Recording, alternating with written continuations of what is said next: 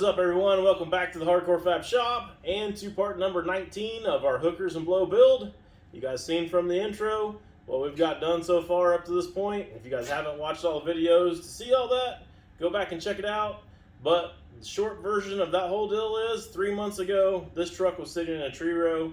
We pulled it out and we have been building, just thrashing nonstop ever since. And I've got it now to the point where it's officially time for some blow on our hookers and blow build. Also, got the hook too, so we're pretty well set at this point.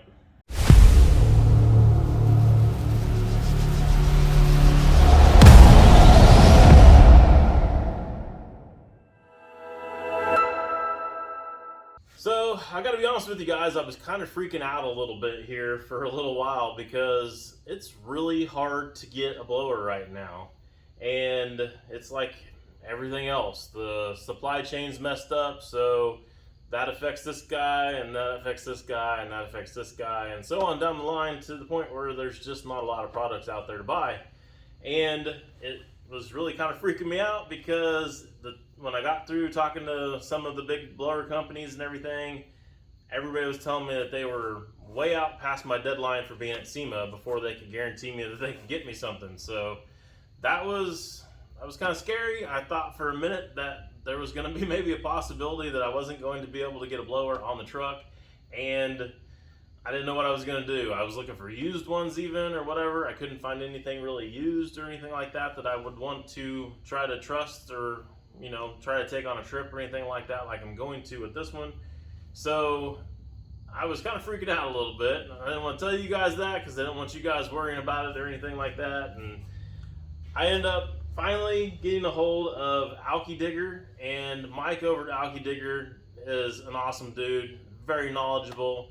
The other people that I spoke with over there are also knowledgeable as well, but Mike was able to point me in the right direction of what I needed to actually do the things that I want to do with the truck, and then he was able to actually hook me up with this right here. So they're not an official sponsor. I did buy all this stuff, but you guys don't understand how much stress that they took off of my life by, first of all, being knowledgeable and then understanding my situation and then actually coming through and helping me and providing me with some product that I could actually use and put on the truck. So I want to give a special shout out to Alkydigger for that. I really appreciate you guys' help over there. So I definitely would recommend them as a place for you guys to get some of your blower parts and pieces if you need. And also they've got all the accessories and stuff that goes with it as well. So keep them in mind for all of you guys' future builds. So I'm gonna go ahead and get the snout bolted on here on the front so we can get everything kind of stuck over there on the truck and kind of start to get a feel for if it's going to work. Not if it's going to work, what I'm gonna have to cut off the truck and put back on there to make it work, because it's gonna have to work one way or another. So I'm gonna go ahead and get that done. You guys don't wanna watch me do that because I'm gonna read the instructions, go step by step, and that's gonna take forever. So I'm not going to go into complete detail on all of the parts and everything that we've got going on here today, but I will show you and talk to you about the stuff that I am gonna sit on here for now. So our first piece is the intake. The intake is a Holley high-rise intake that we're just using the bottom half of. For the top half, they've got a piece normally that kind of comes up with a snout up here and the throttle body goes on the end of it. We're not using that part because we've got an adapter plate for our blower setup to go right on top of that. I went with that because the regular LS style intake that usually comes with the blowers and the kits that everybody sells is a lot lower style, and I wanted to make sure and be able to get that belt coming up through the hood.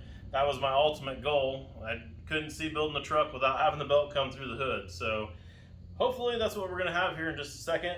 Got the plate on there. Like I said, I'm not bolting anything down. I just want to kind of sit it up here for now so I can get kind of an outline of where I need to cut the hood. And I wanted to make sure I'm clearing the firewall, which it looks like we're doing that pretty decent too. So I think we're gonna be all right there. I'm gonna grab the blower, we'll sit it on here, and then I guess we'll see what we got to cut. I don't get nervous about cutting metal too often, but I'm a little bit nervous about the hood because this is the only hood for the truck, and if it was getting painted or something, it wouldn't be that big of a deal to cut it, and if you screwed up, put a piece back or whatever. But Obviously can't replace the patina on this and make it match the truck perfect, so this has got to be a one and done deal. Wish me luck.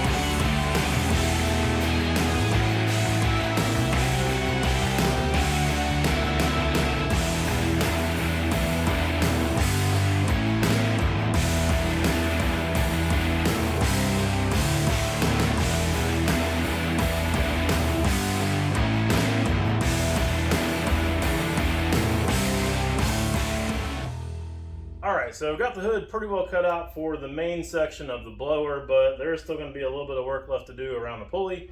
We do have, I believe, the wrong size snout on there, so I'll have to send that back. No big deal. We was already aware that that might be an issue down the line, so kind of already planning for that anyways, so that's taken care of. But so we can go further on, I'm just going to leave that for now. We're going to go with the cut that's in the hood right now.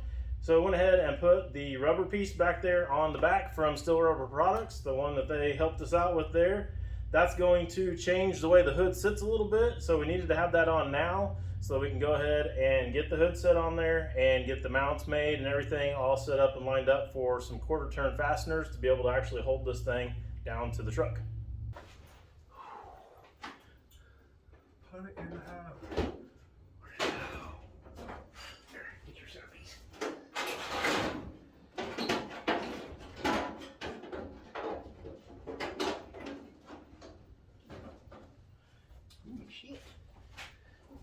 Is that badass or what? Look at that shit.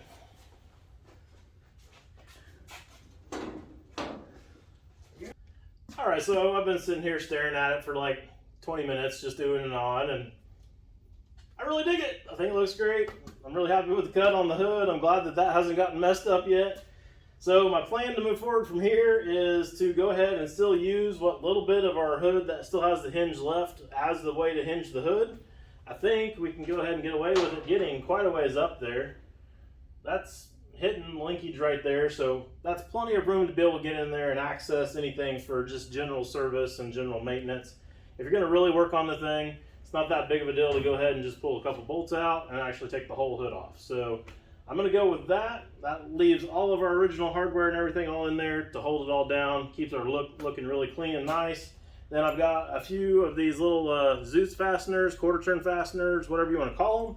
I'm going to take and put some in right here, I think. At least one, maybe two there, and one or two back here, and kind of just see how that goes. I think that's going to be all we really need to hold the hood down. The rest of it's going to be actually bolted in and held in place with bolts. So this is literally just a latch. So I got to playing with this, and rather than actually welding the tab on the side of here, figured out I can just use that hole and just put a couple of new holes in there for the rivets to go to. So that'll be on the back side. Clip or fastener will go through there and just turn like that. We'll be good to go. So that takes care of the front pretty quick and easy. On the back, just went ahead and made a little standoff piece here. Made that all from scratch so that we can just be able to mount from there and go on.